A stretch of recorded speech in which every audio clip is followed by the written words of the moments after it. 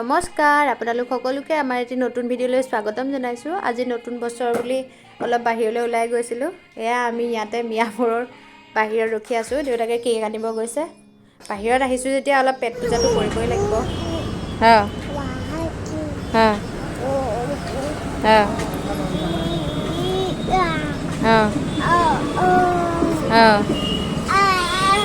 এয়া এইফালে দেউতাকে কেক লৈ আহিলে, আমি এতিয়া কেক খাইছোঁ। তাইও খাবলৈ লাগে, তাইকো অকণমান খুৱাই দিছোঁ।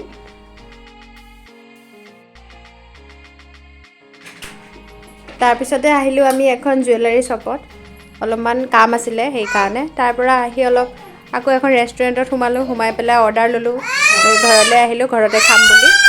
এইফালে দুয়ো বাপেক জীয়েক ফটো তোলাত বিজি হৈ আছে।